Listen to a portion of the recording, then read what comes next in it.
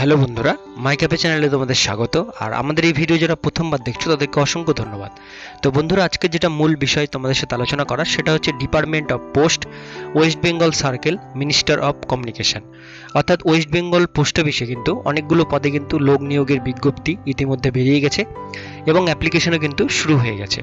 তো সেই যে বিজ্ঞপ্তিটা বেরিয়েছে সেই বিজ্ঞপ্তিতে কি কি পোস্টের জন্য আবেদন তোমরা করতে পারবে, কিভাবে আবেদন করবে, এটার এলিজিবিলিটি ক্রাইটেরিয়া কি কি আছে, পুরো ডিটেলস বিষয়গুলো নিয়ে কিন্তু আজকে তোমাদের সাথে আলোচনা করব এই ভিডিওর মাধ্যমে।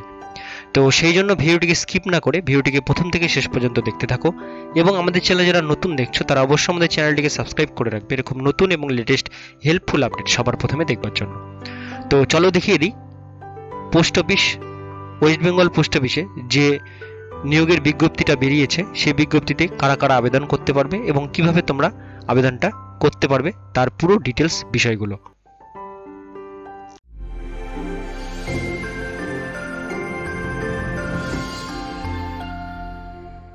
তো বন্ধুরা, আজকে যেটা মূল বিষয় তোমাদের সাথে আলোচনা করার এবং তোমাদেরকে দেখানোর সেটা হচ্ছে West Bengal post office. West বেঙ্গলের পোস্ট অফিসে কিন্তু অনেকগুলো পদে নিয়োগের বিজ্ঞপ্তি বেরিয়েছে। তো সেই বিজ্ঞপ্তিতে কারা কারা তোমরা আবেদন করতে পারবে এবং কিভাবে আবেদন করবে সেটাই কিন্তু আজকে তোমাদেরকে দেখানোর বিষয়। তো আমরা চলে আসি সরাসরি কিন্তু নোটিফিকেশনটা তোমরা দেখতে পাচ্ছ, department of post India, the senior manager, mail, motor service, Kolkata, এত। তো তোমরা এখানে দেখতে পাচ্ছ এমপ্লয়মেন্ট নিউজটা কিন্তু এটা কিন্তু বেরিয়েছে নোটিফিকেশনটা 3 অক্টোবর 2020, অর্থাৎ এই মাসের কিন্তু 3 তারিখে নোটিফিকেশনটা বেরিয়েছে। তো এবার কিন্তু আমরা পুরো ডিটেলস বিষয়গুলো কিন্তু এখানে দেখে নেব। এখানে দেওয়া আছে in communication to this office advertisement appear in the employment news for the period 15 to 21 September 2018। অর্থাৎ এই যে অ্যাডভার্টিসমেন্ট এটা কিন্তু আগেও একবার বেরিয়েছিল 2018 সালে, 15 থেকে 21 সেপ্টেম্বরে এটা বেরিয়েছিল 2018 সালে। সেটাই কিন্তু আবার একটা নতুন বিজ্ঞপ্তি, সেটা নিয়েই কিন্তু আবার একটা বেরিয়েছে, সেটা হচ্ছে এবছর 3 তারিখে বেরিয়েছে। Application are invite from eligible Indian citizen for the following post. অর্থাৎ এই পোস্টে আবেদন করবার জন্য অবশ্যই কিন্তু ভারতীয় নাগরিক হতে হবে, আদার্স কোনো কান্ট্রির নাগরিক হলে কিন্তু এটা আবেদন করা যাবে না।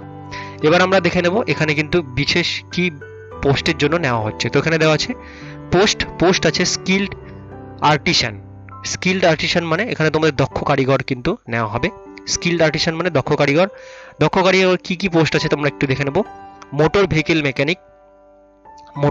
মেকানিক নেওয়া হবে 8টা, মোটর ভেহিকেল ইলেকট্রিশিয়ান নেওয়া হবে 4টা, ব্ল্যাকস্মিথ নেওয়া হবে 2টো, টায়ারম্যান নেওয়া হবে 2টো, পেইন্টার নেওয়া হবে 1টা, আপহোলস্টার নেওয়া হবে 1টা এবং কার্পেন্টার অ্যান্ড জুনিয়র নেওয়া হবে 1টা।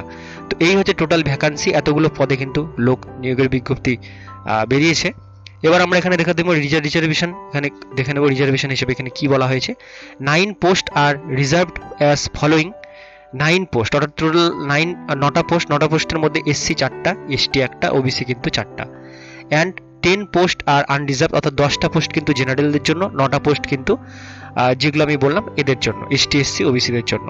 2 পোস্ট আর রিজার্ভড ফর ইএক্স সার্ভিসম্যান, দুটো কিন্তু ইএক্স সার্ভিসম্যানদের জন্য।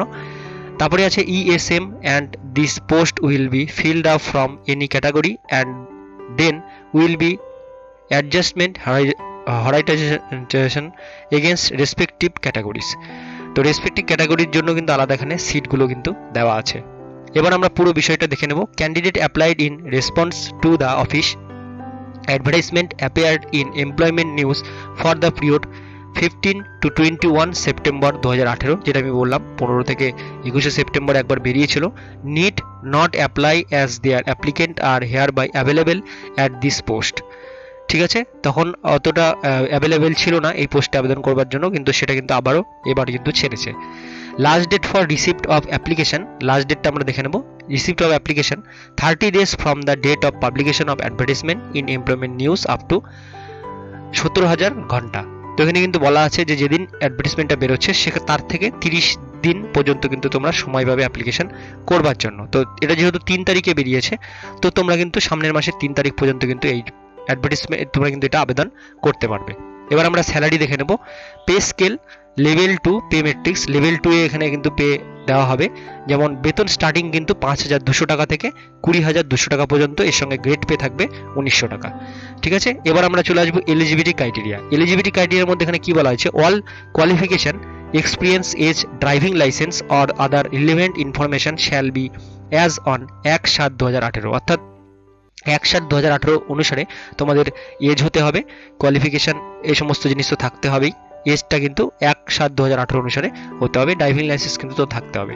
Qualification experience acquired after this date will not be taken into consider also if the candidate is below 18 years age 1/7/2018, অর্থাৎ 1/7/2018 অনুসারে তোমাদের কিন্তু 18 বছর হতে হবে, কম হলে কিন্তু তোমরা আবেদন করতে পারবে না, এখানে এজটাই কিন্তু এখানে লেখা আছে।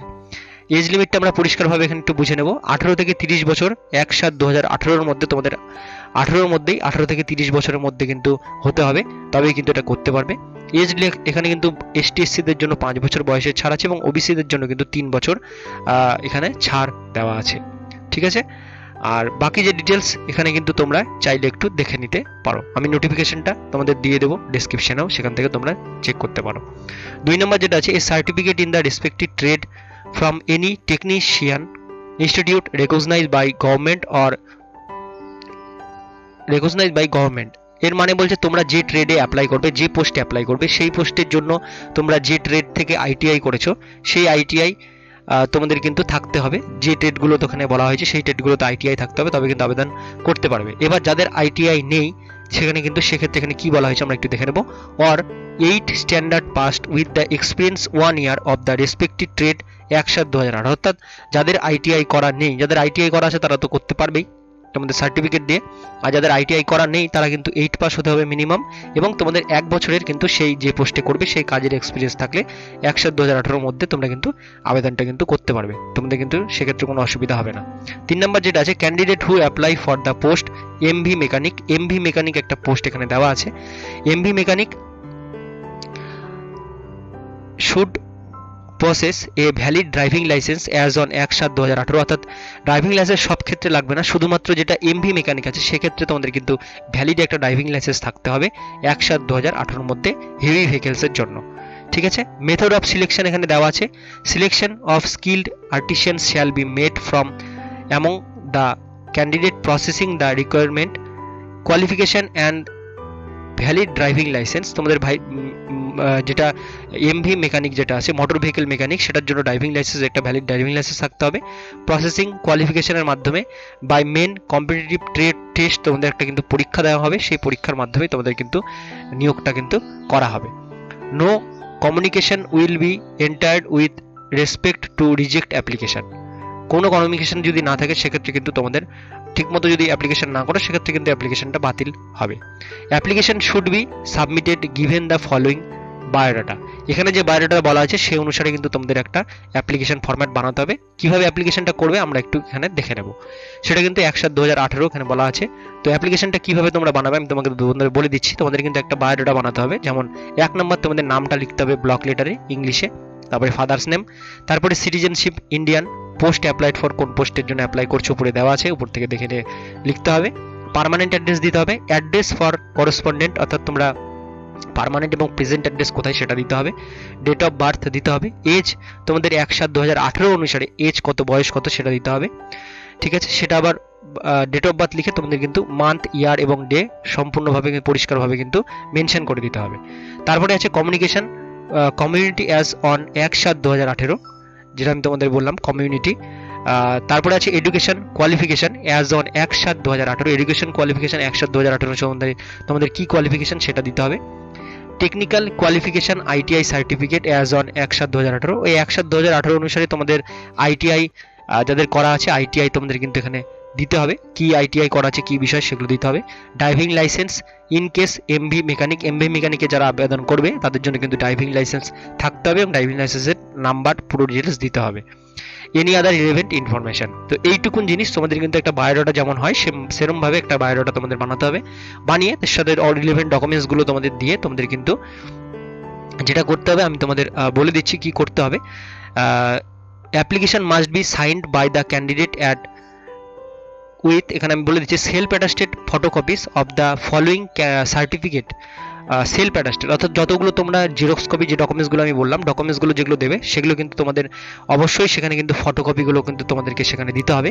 অর্থাৎ জেরক্স কপি, জেরক্সের নিচে কিন্তু সেলফ অ্যাটাস্টেড করতে হবে, যেমন education qualification, technical qualification, proof of age, মাধ্যমিকের অ্যাডমিট দিতে পারো, এসটিএসসি থাকলে ST SC certificate, OBC certificate, driving licence থাকলে ড্রাইভিং লাইসেন্স, ইন কেস অর্থাৎ এমভি মেকানিকে যদি করো তবেই ড্রাইভিং লাইসেন্স দেবে, নাছাড়া দরকার নেই। টেকনিক্যাল এক্সপিরিয়েন্স যদি থাকে সেটা দিতে হবে, experience certificate, copy of citizenship certificate, permanent residential address, voter card, Aadhaar card দিতে পারো। তো এই সমস্ত ডকুমেন্টসগুলো পুরোটাই কিন্তু তোমাদের জেরক্স করে সেলফ অ্যাটাস্টেড করতে হবে এবং এই বায়োডাটার সঙ্গে তোমাদের দিতে হবে। 2 self attested photocopy recent passport size photograph, 1 should be paste on the application form and the other should be attach with the application form. অর্থাৎ এখানে বলা হয়েছে তোমাদের কিন্তু একটা ফটো, কিন্তু দুটো ফটো দিতে হবে। একটা ফটো কিন্তু যে বায়োডাটা বানাবে, বায়োডাটার ডান দিকে মাথার উপরে সেখানে একটা ছবি কিন্তু লাগিয়ে দেবে, এবং আরেকটা ফটো কিন্তু তোমাদের এমনি খামের ভেতরে কিন্তু ফর্মের সাথে ক্লিপ দিয়ে অ্যাটাচ করে তোমাদের কিন্তু দিয়ে দিতে হবে। ঠিক আছে, তো টোটাল দুটো ফটো দিতে হবে। এবার কোথায় পাঠাবে সেটা আমি তোমাদের বলে দিচ্ছি। Application for the post should be sent spread envelope and the candidate should subscribe the post applied for the envelope which should be address to Saint.